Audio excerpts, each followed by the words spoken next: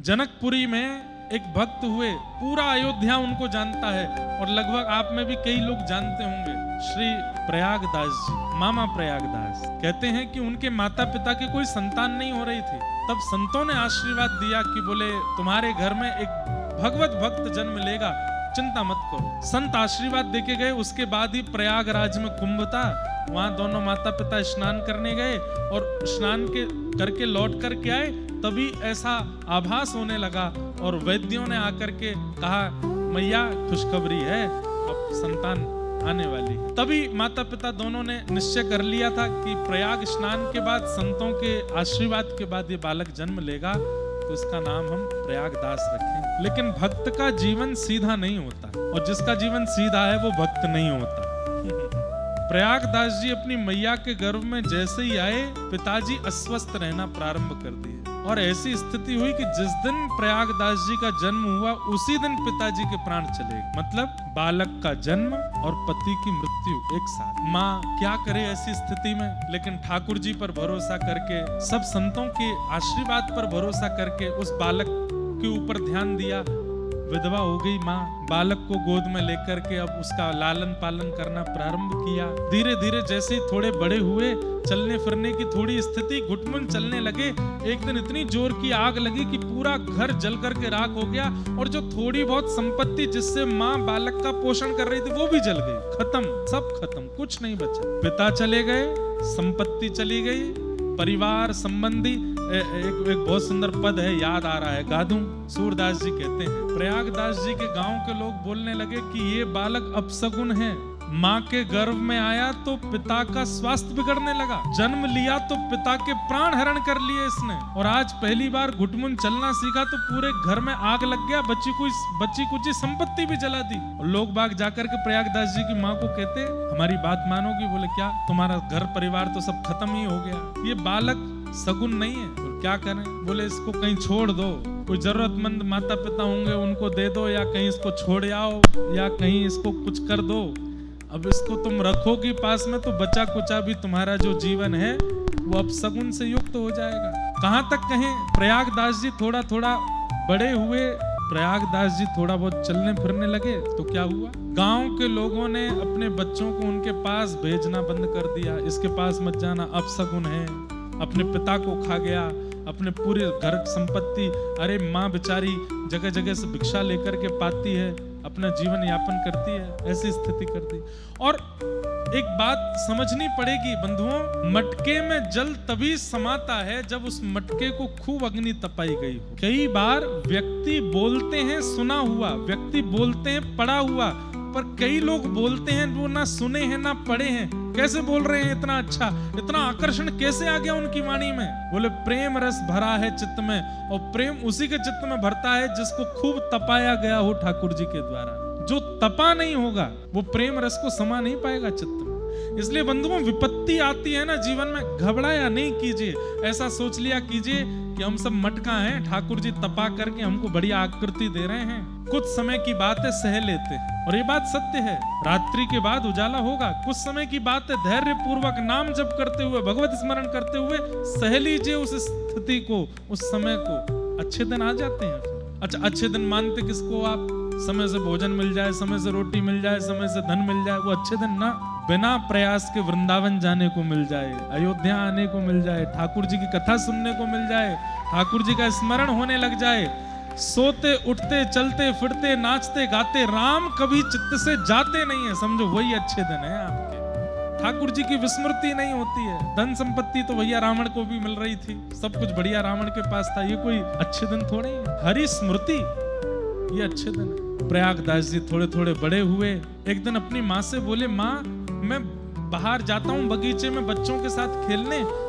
सब बच्चे बोलते हैं हम अपनी बुआ के यहाँ जा रहे हैं, कोई कहता हम अपनी मामा के यहाँ जा रहे हैं, कोई कहता हम अपनी नानी नाना के यहाँ जा रहे हैं। और आज तो मैया सब बालकों के हाथ यहाँ तक भरे हुए थे।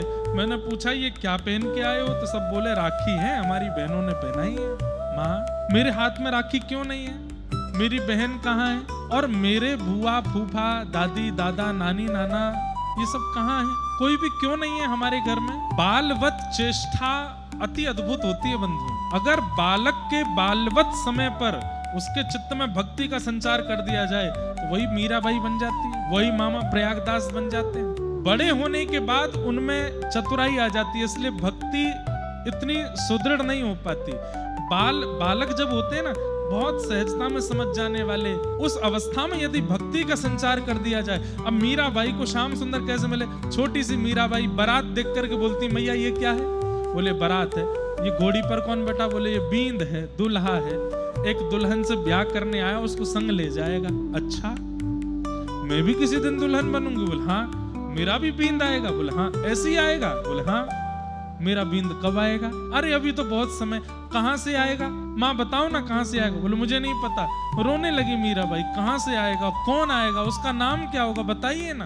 1 दिन 2 दिन 4 दिन 5 दिन 10 दिन तक जब रोती रही मीराबाई, एक दिन माँ ने ऐसे बालवत बोल दिया छोटी सी मीरा से।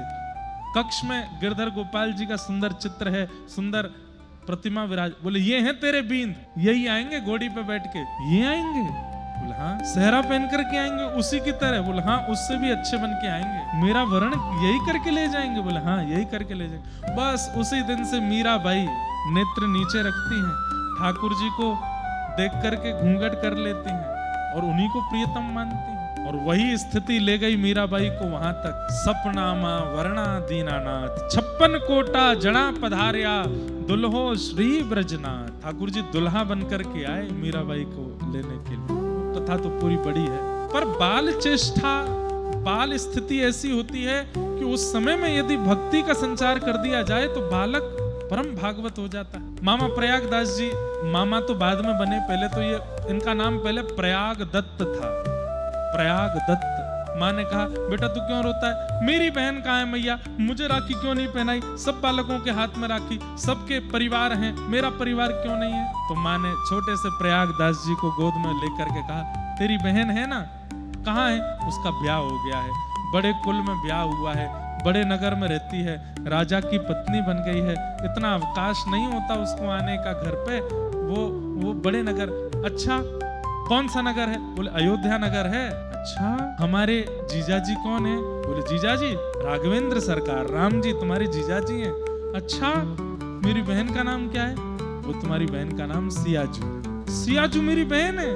बोले हाँ वही तुम्हारी बहन है। मैया और मेरा सब परिवार? बोले सब वही है, भरत लाल जी, श्री लक्ष्मण जी, श्री हनुमान जी, सबसे मैया ने अलग अलग संबंध बता दिए। बोलो सब तेरे संबंधी हैं, पर बहुत व्यस्त रहते हैं बालक, इसलिए वो आ नहीं पाते। लेकिन तू ऐसा नहीं सोचना तेरा कोई नहीं है, वो सब तेरे ही हैं। अब तो प्रयागदास जी रात भर सोचते रहे, सिया जी मेरी बहन है, राम जी मेरे जीजाजी हैं, ये मेरे वो हैं, ये मेरे वो हैं, सबसे मेरा संबंध है। सुबह उठते ही मैया के पीछे पड़ गए। बोले मैया बहन नहीं आ सकती, बहुत व्यस्त है, पर मैं तो बहन के पास जा सकता हूँ ना। माँ बोली अब ये तूने नई रट लगा ली? अब तो प्रयागदास जी रोने लगे। नहीं नहीं माँ, मैं जाऊंगा, अपनी बहन से मिलने जाऊंगा। और ये कोई बात थोड़ी होती है कि ब्याह हो गया, बड़े कुल में ब्याह हो गया तो अपने भैया को भूल जाएगी, अपनी मैया को भूल जाएगी, कभी आएगी नहीं। रक्षाबंधन पर सब भाइयों की बहन आती, मेरी बहन नहीं आएगी, मैं डांट के आऊंगा बहन को, मैया मैं तो जाऊंगा। इतनी हट करने लगे कि माँ ने अंत में कहा ठीक है जा तू अयोध्या चला जा, वही है तेरी बहन। माँ ऐसे कैसे चला जाऊं? कुछ तो बना के दो। माँ को जबरदस्ती रसोई में लेकर कुछ बना के दो, कुछ सामग्री दे दो। माँ ने कुछ सामग्री बनाई, सामग्री बना करके दे दी और बस मनी मन सोचने लगी, हे राघव जी मेरे पुत्र का ध्यान रखना, ये निकल तो गया है, मैंने इसको समझा तो दिया है, जितनी मेरी इच्छा थी, जितनी मेरी योग्यता थी उतना इसको मैंने कर तो दिया है, बस आप संभाल लेना इसको। निकल गए प्रयागदास जी अयोध्या के लिए। अयोध्या आए, माँ से पूछा था अयोध्या नगरी तो बहुत बड़ी होगी, मेरी बहन कहाँ रहती है, कोई जगह बता दो। तो माँ ने कह दिया था कनक भवन में है तेरी बहन।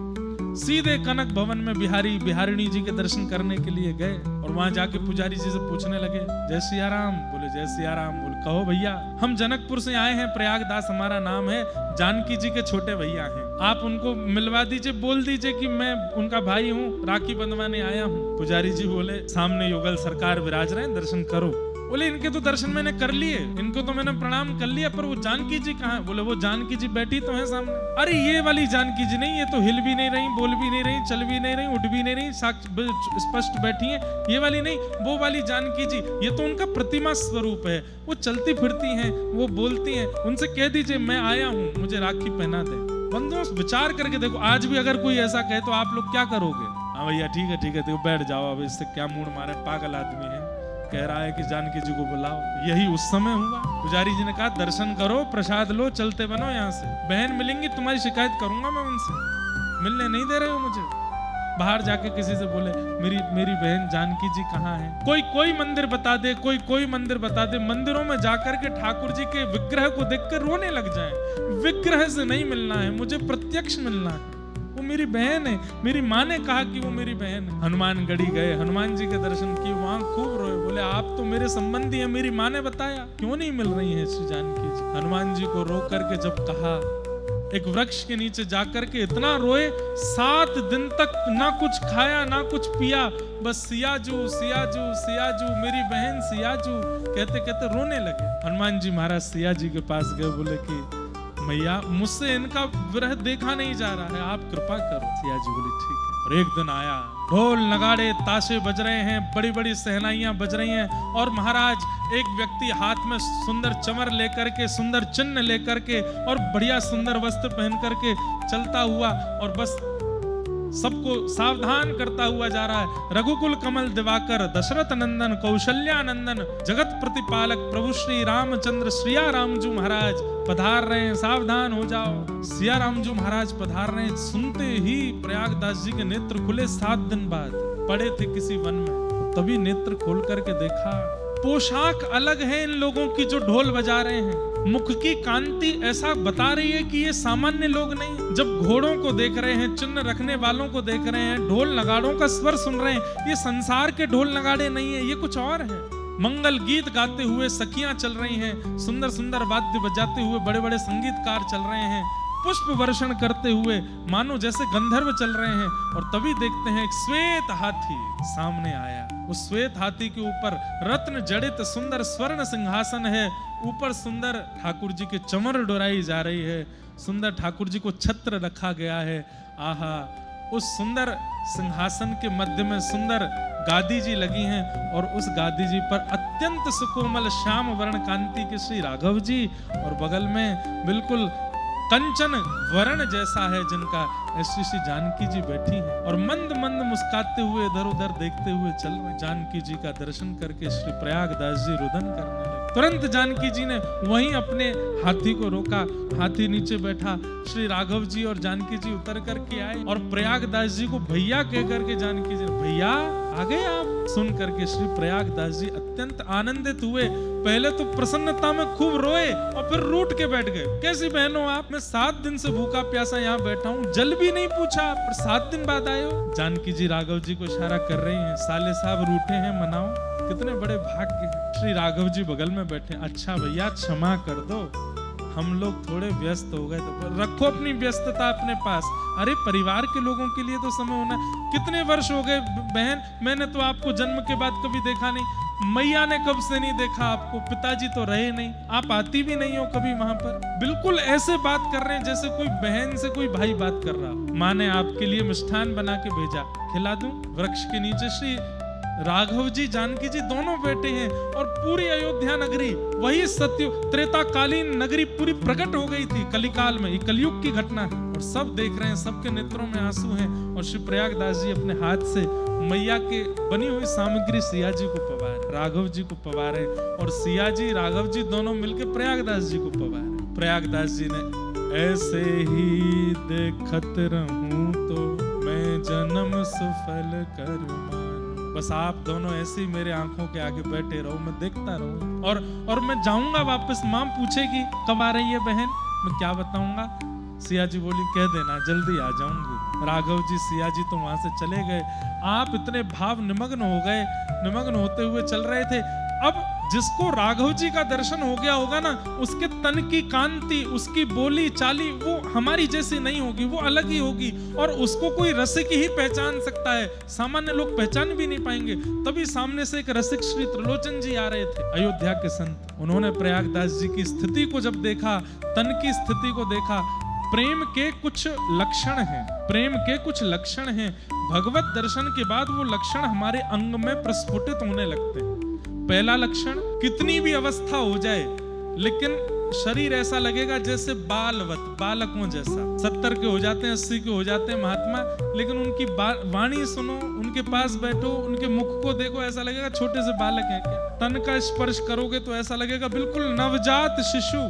प्रेम पुलकित होने लगता है। दूसरा लक्षण होता है वो दुर्गंध विहीन हो जाते, उनमें से दुर्गंध नहीं आती। हमारे व्रज के, अयोध्या के ऐसे ऐसे संत कोई क्रीम पाउडर नहीं लगाते, सामान्य जल में यमुना जी में स्नान करते हैं, सरजू जी में स्नान करते हैं, जटा जूट बांधते हैं, चंदन पोटा लगाते हैं, लेकिन कभी जैसे सांसारी लोगों से दुर्गंध आती, उनमें से दुर्गंध नहीं आती। तीसरा, प्रेम पुलकित नेत्र, नेत्र सदा भीगे ही रहते हैं। छोटी छोटी भाव, छोटी छोटी बातों पर नेत्रों से अविरल अश्रुधार गिरने लगती है। चौथा, निरंतर हर संबंध में, चाहे भोजन की स्थिति हो, सोने की स्थिति हो, चलने की स्थिति हो, बैठने की स्थिति हो, पहनने की स्थिति हो, सारी स्थिति कृष्ण संबंधी, राम संबंधी हो जाती है। ये सब चिन्ह हैं उन लोगों के। और आगे की स्थिति तो और विचित्र है, जड़ को चैतन्य समझ के बात करने लगते हैं। ऐसी स्थिति हो जाती है जिनको ठाकुर जी का अनुभव हो जाता है। त्रिलोचन जी पहचान गए कि ये सामान्य नहीं है, और उन्होंने जाकर के उनको अपने आश्रम में लाए और उनसे बस पूछते कैसे, तो वो बताते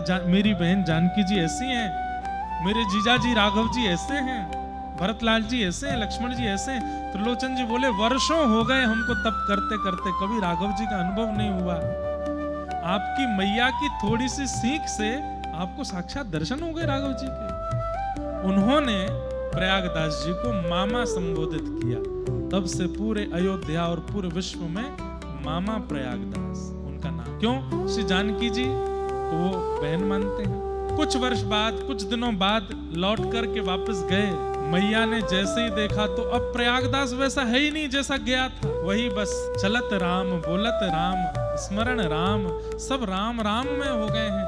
लौट करके आए, माँ ने कहा पुत्र आगे इतने दिन लगे। पूछा नहीं कि बहन मिली कि नहीं, क्योंकि स्थिति बता रही कि मिल गई। आकर के केवल दोनों आलिंगन करके, माँ ने पुत्र को, पुत्र ने माँ को, बस रोते रहे दोनों। माँ, बहन जी मिली थी, जीजा जी भी मिले थे, और बस कांपने लगा शरीर प्रयागदास जी का। सुनकर के मैया कंपायमान हो गई।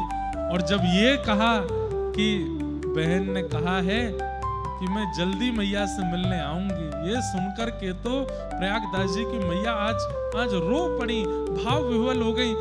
तेरे जन्म से सबने मुझे कहा कि ये अभागा है, अपने पिता को खा गया, तुम्हारी संपत्ति खा गया, तुम्हारा सर्वस्व नाश कर दिया। आज हम भिक्षा मांग करके अपना पेट भरते हैं, लेकिन पुत्र आज मैं गौरव से कह सकती हूँ कि मैं प्रयागदास की माँ हूँ, जो जानकी जी को अपनी बहन बना के आया है, उनसे राखी बंधवा के आया है। श्री राम जी जिसके जीजा हैं। प्रयागदास जी महाराज लेटे रहते, किसी ने कहा अरे भजन तो किया करो, तो बड़ा प्रसिद्ध उनका एक वाक्य, वो कहते पेड़ के नीचे खाट बिछी है, खाट के नीचे करवा, प्रयागदास अलमस्ता सोवे, राम लला को सरवा। पेड़ के नीचे खाट बिछी है, खाट के नीचे करवा पानी पीने वाला, और उस पर प्रयागदास अलमस्ता सोवे, राम लला को सरवा, मतलब सालो। राम जी मेरे जीजा जी, मैं उनका साला हूँ। राम जी जिसके जीजा जी हो गए, उसको भजन की क्या आवश्यकता है। मेरा सुमिरन हरि करे, अरे मैं हरि का सुमिरन नहीं, हरि मेरा सुमिरन करते, मैं पावा विश्राम। तो प्रसंग हमने क्यों सुनाया? ठाकुर जी जड़ नहीं है, चैतन्य। उनको जड़वत मानना भी नहीं है कि वो कोई पाषाण है, कोई धातु है। आप पाषाण धातु मानेंगे तो ठाकुर जी सदा पाषाण धातु में ही दिखेंगे। लेकिन एक बार जाइए रामलला के दर्शन करने, और ये बिल्कुल विचार मत कीजिए कि ये पाषाण है, ये सोच के जाइए रघुकुल कमल दिवाकर साक्षात, जिन्होंने हनुमान जी को दर्शन दिए, जिन्होंने सिया जी से ब्याह किया, जिन्होंने लक्ष्मण जी को अनुज बनाया, जिन्होंने रावण का वध किया, जिन्होंने सबरी के बेर खाए, जिन्होंने जटायु का संस्कार किया, ये वही राम जी ठाड़े हैं मेरे सामने। इस भाव से आप दर्शन करने जाओगे, प्रेम पुलकित हो जाएगा, अंग नेत्रों से अश्रुपात होने लगेगा, झूमने लगोगे आप राम जी को देख के। और इन सब के बीच ठाकुर जी के श्री अंग में कुछ गतिविधि का अनुभव भी आपको हो जाएगा। या तो लगेगा ये आंख मटका रहे हैं, या तो लगेगा ये खूब जोर जोर से मुस्कुरा रहे हैं, या तो लगेगा ये इशारा कर रहे हैं, कुछ ना कुछ अनुभूति हो जाएगी। पाषाण मान के जाओगे तो पाषाण से ही लगेंगे, हाथ में बाण, इधर धनुष लेकर के खड़े हैं चुपचाप। श्रीमद् भागवत जी की महात्मा कहती है, भगवान का प्रथम स्वरूप सत्य है, दूसरा स्वरूप चैतन्य है। जड़ नहीं है ठाकुर जी, चैतन्य है ठाकुर जी। और ठाकुर जी का तीसरा स्वरूप क्या है? आनंद। ठाकुर जी आनंद स्वरूप है। अरे ऐसो आए सो ओ ऐसो चटक मटक सो ठाकुर तीनों लोकन हूँ मैं ना। ऐसो चटक मटक सो ठाकुर तीनों लोकन हाँ ऐसो चटक मटक सो ठाकुर तीनों लोकन हूँ मैं ना।